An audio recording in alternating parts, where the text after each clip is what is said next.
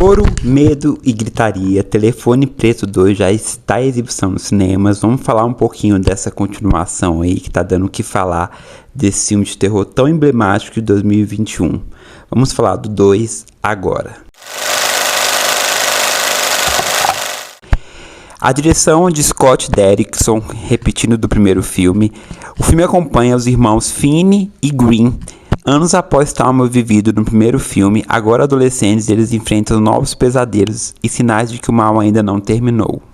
Bom, vale lembrar que o elenco principal do filme de 2001 está de volta, tanto o vilão aí, tão temido Ethan Hawke, esse ator maravilhoso, como o protagonista do primeiro filme, o Maisel Thames, e a irmã dele, que agora tem um protagonismo mais forte, a Madeleine McGray, estão de volta aqui nessa continuação, e eles são o destaque da trama, sem sombra de dúvidas.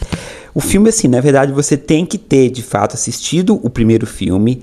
porque ele tem total ligação com aquele filme de 2021, onde a gente conhece esse maníaco ali, esse sequestrador. Só que o filme de 2001 tem a grande diferença dessa continuação com relação à questão da história em si, voltada para o que é sobrenatural e para o que é realidade. O filme de 2001, o suspense psicológico é muito mais presente. Ele, na verdade, tem uma questão real, né, que são maníacos, criminosos que sequestram crianças, que a gente tem N casos, principalmente nos Estados Unidos, de filme, de histórias reais por trás dessa brutalidade, desses crimes, né, dessas atrocidades. Então ele tem esse pé no chão com um toque sobrenatural, não que o primeiro filme não tenha sobrenatural, pelo contrário, a partir do momento que, lembrando que esse vídeo vai ter um pouco de spoiler, né, porque eu vou estar falando dos dois filmes aqui, fazendo essa ligação com esse 2 que foi lançado. Então, assim, o sobrenatural do primeiro filme, ele na verdade é a ligação que existe entre o garoto sequestrado, o personagem do Mason, né, o Finn,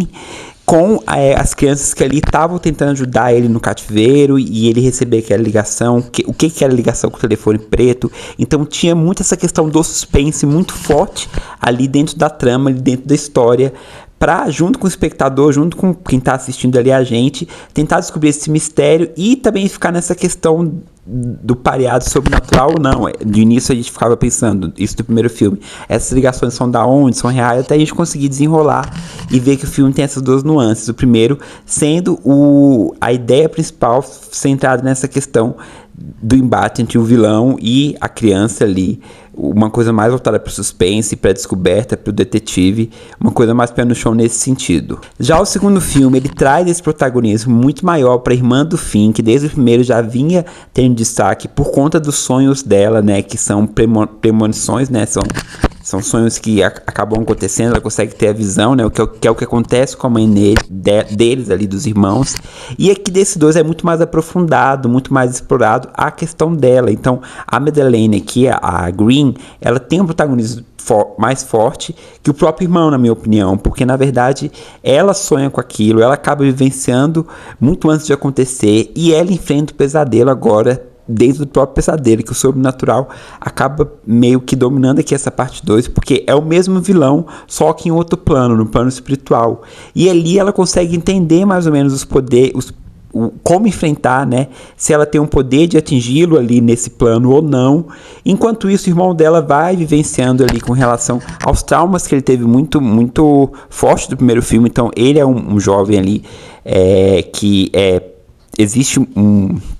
uma fúria, um sentimento de ódio, como ele mesmo transmite no filme ali, muito forte por conta desses acontecimentos do primeiro filme, desse trauma que ele sentiu. E ao mesmo tempo eles têm que enfrentar esse novo perigo. Na verdade, eles vão para um acampamento onde tudo começou, um acampamento cristão, onde ela sonha no início do filme ali com essas crianças que ali sofreram esse mal. E aí, do meio para o fim do filme, eles conseguem descobrir as pessoas que estão ali no acampamento, o interesse amoroso da própria Green também, que é amigo deles ali também, que vão os três juntos para serem monitores,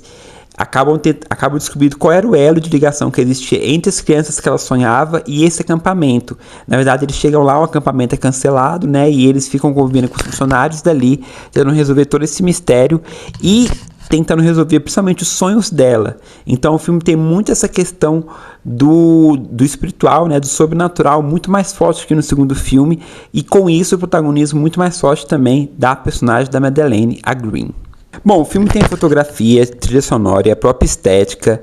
claustrofóbica e assombrosa do primeiro filme, com o diferencial de trazer essa questão do sonho, que aí acontece uma coisa meio granulada ali, da própria câmera mesmo, que a gente consegue perceber quando é de fato o sonho da Green e quando é a realidade, quando ela é acordada, o que é interessante, porque remete à época dos anos 80 ali, remete àquilo que a gente sabe, não, ali ela tá sonhando e aqui ela já acordou, quando eles tentam enfrentar ali, a partir do momento que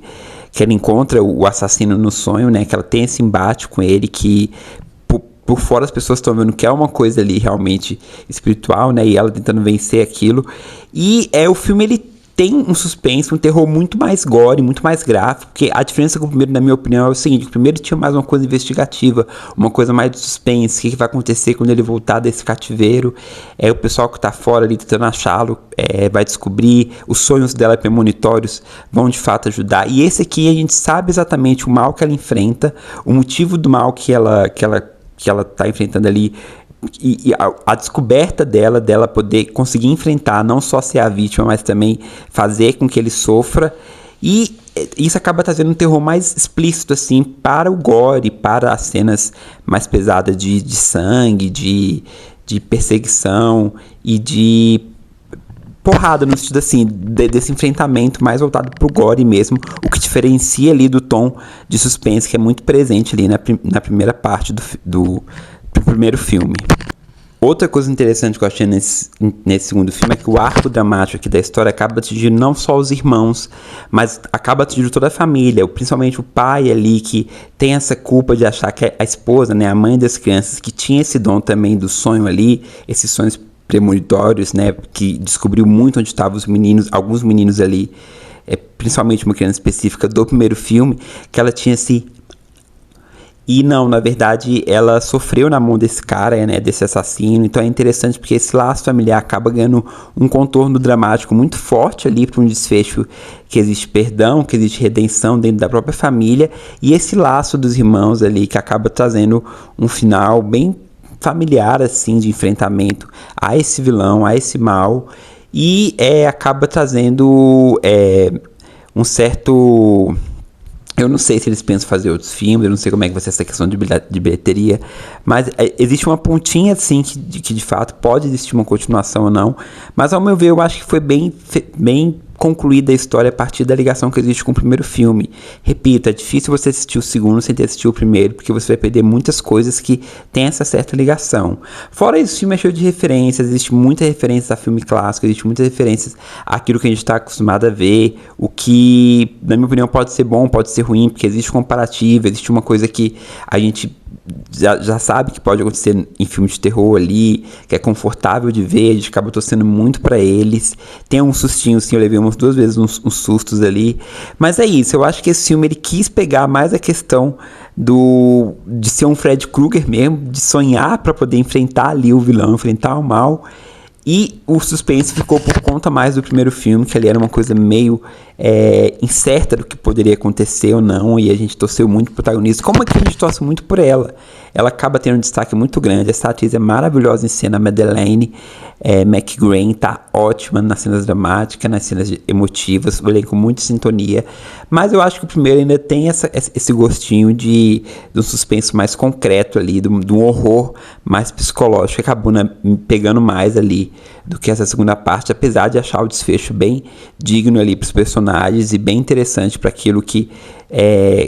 estava relacionado aos irmãos ali e todo esse laço familiar que eu falei pra vocês. Então é isso, mas se você assistiu o filme eu quero saber a sua opinião, gostou, não gostou, esperava mais, achava que o filme seria isso mesmo,